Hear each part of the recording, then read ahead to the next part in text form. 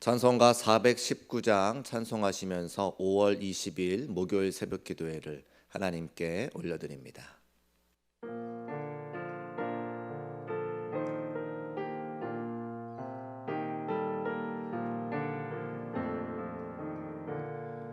주 날개민 내가 편안히 쉬네. 밤 깊고 비바람 불어쳐도 아버지께서 날 지켜주시니 거기서 편안히 쉬리로다. 주 날개 밑 평안하다. 그 사랑 끊을 자니뇨. 주 날개 밑 내 쉬는 영혼 영원히 거기서 살리. 주 날개 밑 나의 피난처 되니 거기서 쉬기를 원하노라. 세상이 나를 위롭지 못하나 거기서 평화를 누리리라. 주 날개 밑 평안하다. 그 사랑 끊을 자니뇨. 주 날개 밑 내 쉬는 영혼 영원히 거기서 살리. 주 날개 밑 참된 기쁨이 있네. 고달픈 세상 길 가는 동안 나 거기 숨어 돌보심을 받고 영원한 안식을 얻으리라. 주 날개 밑 평안하다.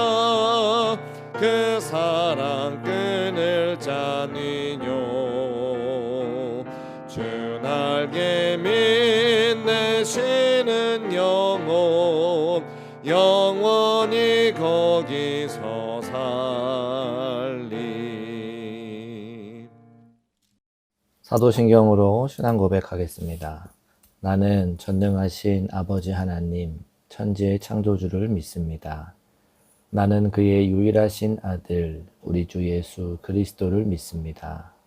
그는 성령으로 잉태되어 동정녀 마리아에게서 나시고 본디오 빌라도에게 고난을 받아 십자가에 못 박혀 죽으시고 장사된 지 사흘 만에 죽은 자 가운데서 다시 살아나셨으며 하늘에 오르시어 전능하신 아버지 하나님 우편에 앉아 계시다가 거기로부터 살아있는 자와 죽은 자를 심판하러 오십니다. 나는 성령을 믿으며 거룩한 공교회와 성도의 교제와 죄를 용서받는 것과 몸의 부활과 영생을 믿습니다. 아멘. 찬송가 420장을 하나님께 올려드립니다.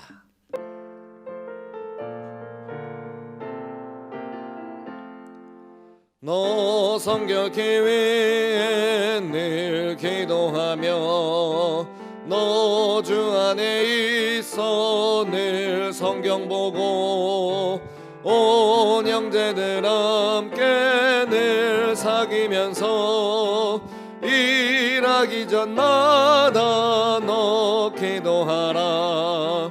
너 성결케 위해 내 머리 숙여 전밀히 계신 내 주께 빌라. 주 사귀어 살면 주 닮으리니 널 보는 이마다 주 생각하리. 너 성결케 위해 주 따라가고 일 다급하여도 당황치 말고 참 즐거울 때나 또 슬플 때나 너 주님만 믿고 늘 따라가라. 너 성결케 위해 늘 기도하며 내 소원을 주께 다 맡기어라. 너 성령을 받아 주 섬겨 살면 저 천국에 가서 더 잘 섬기리. 하나님 말씀 구약성경 잠언 11장 1절로 15절까지 말씀입니다. 하나님의 말씀을 받겠습니다. 함께 고백하시고 한 목소리로 합독합니다. 하나님의 말씀을 받겠습니다. 속이는 저울은 여호와께서 미워하시나 공평한 추는 그가 기뻐하시느니라. 교만이 오면 욕도 오거니와 겸손한 자에게는 지혜가 있느니라. 정직한 자의 성실은 자기를 인도하거니와 사악한 자의 패역은 자기를 망하게 하느니라. 재물은 진노하시는 날에 무익하나 공의는 죽음에서 건지느니라. 완전한 자의 공의는 자기의 길을 곧게 하거니와 악한 자는 자기의 악으로 말미암아 넘어지리라. 정직한 자의 공의는 자기를 건지려니와 사악한 자는 자기의 악에 잡히리라. 악인은 죽을 때에 그 소망이 끊어지나니 불의의 소망이 없어지느니라. 의인은 환난에서 구원을 얻으나 악인은 자기의 길로 가느니라. 악인은 입으로 그의 이웃을 망하게 하여도 의인은 그의 지식으로 말미암아 구원을 얻느니라. 의인이 형통하면 성읍이 즐거워하고 악인이 배망하면 기뻐 외치느니라. 성읍은 정직한 자의 축복으로 인하여 진흥하고 악한 자의 입으로 말미암아 무너지느니라. 지혜 없는 자는 그 이웃을 멸시하나 명철한 자는 잠잠하느니라. 두루 다니며 한담하는 자는 남의 비밀을 누설하나 마음이 신실한 자는 그런 것을 숨기느니라. 지략이 없으면 백성이 망하여도 지략이 많으면 평안을 누리느니라. 타인을 위하여 보증이 되는 자는 손해를 당하여도 보증이 되기를 싫어하는 자는 평안하니라. 아멘. 오늘도 하나님의 말씀으로 하루를 시작하는 사랑하는 대림교회 모든 성도님들에게 하늘의 크신 은혜와 사랑과 평안이 함께 하시기를 주님의 이름으로 축복합니다. 우리 부모님들이 자녀들을 교육할 때 가장 신경 쓰는 것은 정직에 대한 교훈입니다. 어떤 일이 있어도 거짓말해서는 안 된다. 정직해야 된다. 다른 잘못은 용서해도 거짓말을 하면 용서하지 않는다. 이렇게 말씀하시면서 정직에 대해서 가르칩니다. 부모님의 가르침을 받은 아이는 정직하기 위해서 노력하고 행동을 하겠죠. 얼마 전에 초등학교 저학년 아이를 둔 어머니의 고민을 들었습니다. 그분도 자녀에게 정직하기를 바라고 또 원하는 마음에서 정직하게 말해라, 행동하라 그렇게 가르쳤다고 합니다. 그런데 그 아이가 학교에서 너무 정직하게 행동해서 문제가 생긴 것을 제게 말씀해 주셨는데요. 친구들의 잘못을 선생님께 있는 그대로 정직하게 말했다는 것이죠. 그 친구들은 선생님한테 혼이 나고 그 친구들 잘못을 이야기한 그 아이가 친구들 사이에서 따돌림을 당하게 되었다고 하는 겁니다. 그러니까 문제가 커지니까 선생님이 엄마를 불러서 아이에게 정직한 것만 강조하면 학교 생활에 문제가 될 것이다 이렇게 말했다고 하는 겁니다. 그 이야기를 듣고 난 그 교회, 우리 교회 집사님이 고민에 빠진 것을 저에게 말씀하셨습니다. 세상은 이렇게 정직하기보다는 사람과의 관계, 어떤 상황적인 논리를 먼저 생각합니다. 정직하면 손해본다는 것을 어릴 때부터 우리가 배우게 되는 것이죠. 잘못된 아이들의 행실을 바로잡으려 하지 않고 오히려 정직한 아이를 타박하는 세상이 지금 우리가 살아가고 있는 사회입니다. 그렇다면 우리가 정직을 포기해야 되는 것입니까? 정직하게 행동하지 말고 사람들의 눈치와 상황을 보고 살아가라고 아이들에게, 자녀들에게 가르쳐야 될까요? 그렇지 않다는 것이죠. 왜냐하면 성경이 우리에게 정직에 대해서 강력하게 교훈하고 있기 때문입니다. 그리고 정직이 지혜로운 자가 삶을 영위하는 데 가장 중요한 덕목임을 성경이 우리에게 교훈하고 있기 때문입니다. 오늘 읽은 잠언 11장은 정직에 대한 지혜자의 교훈인 것이죠. 1절 말씀을 다 같이 한번 읽어보겠습니다. 시작. 속이는 저울은 여호와께서 미워하시나 공평한 추는 그가 기뻐하시느니라. 아멘. 우리는 생존을 위해서 경제 생활을 합니다. 잠언 기자는 경제생활 가운데 정직하게 장사하고 정직하게 상대를 대하라고 우리에게 가르칩니다. 속이는 저울로 상대방을 우롱하지 말고 공평한 추로 정당한 소득을 얻으라고 우리에게 교훈합니다. 사실 가만히 생각해 보면 자본주의 사회에서 이익을 더 많이 남기기 위해서는 우리가 속이는 것이 당연한 일일지도 모르겠습니다. 내가 속이지 않으면 속을 수밖에 없는 이 사회에서 정직한 것은 어쩌면 낭만적인 것일지도 모르겠어요. 하지만 공평한 추를 하나님께서 기뻐하시고 정직한 저울을 하나님께서 받으신다고 말씀하고 계시니 우리는 경제적인 영역에서도 정직을 추구하며 살아야 될 것입니다. 조금씩 남을 속이고 눈속임하는 것은 당연하게 죄가 됩니다. 이 일이 나에게 경제적인 유익을 가져가 준다 할지라도 이 길을 쫓아가면 우리는 악의 덫에 빠지고 만다는 것이죠. 개인의 죄가 모여서 사회적인 악이 되면 시간이 지날수록 사회 악은 더욱 견고해질 것이기 때문입니다.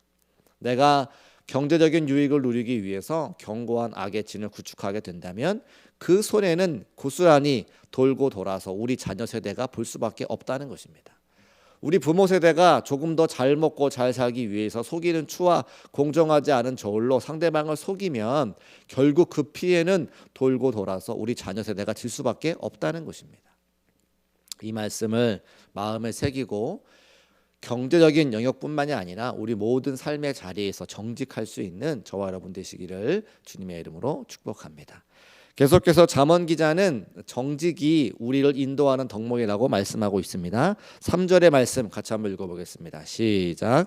정직한 자의 성실은 자기를 인도하거니와 사악한 자의 패역은 자기를 망하게 하느니라. 아멘.